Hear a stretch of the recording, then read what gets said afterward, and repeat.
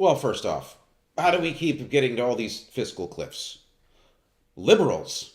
That's how. Liberals. And their high spending, give it all away today and make Republicans pay for it tomorrow ways. Well, I'm sick of it. Okay, you don't see me passing the hat to dress my gaggle of out-of-wedlock babies in sweatsuits in bling. No. And do you see me running up the federal credit card to send soldiers into countries they can't spell to protect us from enemies we can't pronounce? So, okay, well, fine, we do that. But, that's an investment in our future, damn it. Look, here's what you do see me do. Drive to work every day in a very large, domestically built vehicle, reinforced to bolster my self-esteem and protect me from collisions with others like me driving to work in a very large, domestically built vehicle, reinforced to bolster their self-esteem and to protect them from collisions with me. Okay, so what do we do when we arrive at work? Build personal freedom. That's what. We build personal freedom by furthering publicly financed dreams, like that 700-foot wall along the Mexican border, and by enforcing very, very strict new government identification requirements. Now look, we need to step back from this latest fiscal cliff. How? And I'm sorry to say this, by throwing the types who don't agree with us off the cliff. And refuse to speak English, you're off the cliff. Listen to anti-American music by Green Day, you're off the cliff. Take my gun, leave me in a helpless urban landscape, you're off the cliff. So, I'll tell you this. Once we toss all those un-American types off the cliff just will disappear. Puff. Just disappear.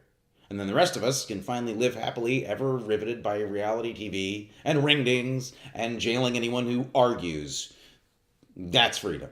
Yeah, it is. And isn't that why we built this great country in the first place? Exactly. Don't argue with me.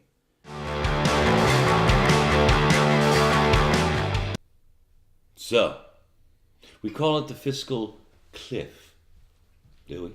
Yeah, this latest one. That is certainly what the boardroom overlords instruct their corporate drones to call it.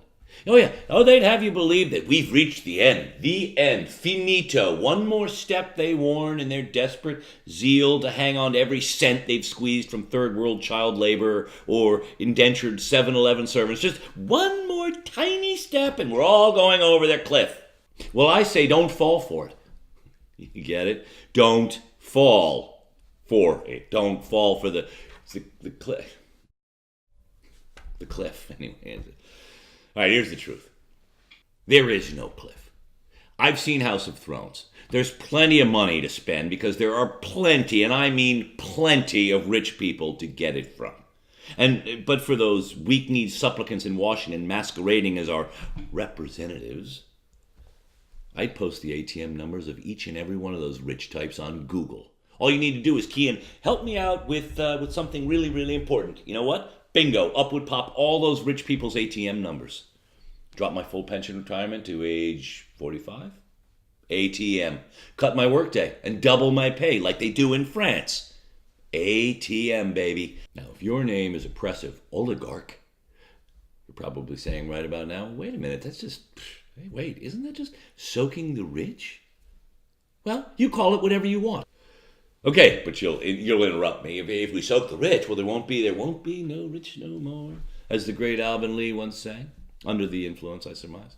Anyway, I mean that's exactly my point, because maybe then we could all sip our white wine at the equal opportunity bed and breakfast this country was meant to be in the first place. Fine, you say, but what if rich people what if they just give up? Nothing in it for them. Why sell us more junk food or blood diamonds if they can no longer get rich doing it? Really? And then, what would these derivative peddlers do with all their new sparkling spare time? Sew socks for Asian orphans? Iron underwear for underage factory workers? Not a chance. In short, I'm going to tell you something. There is no cliff. And there never was, because we can tax and tax and tax and tax and tax and tax some more until this playing field is as level as an interstate in Arizona and just as dull. And who are we taxing? I'll tell you who. Pockets that deserve to be emptied in the first place. As a great man once said, or he should have,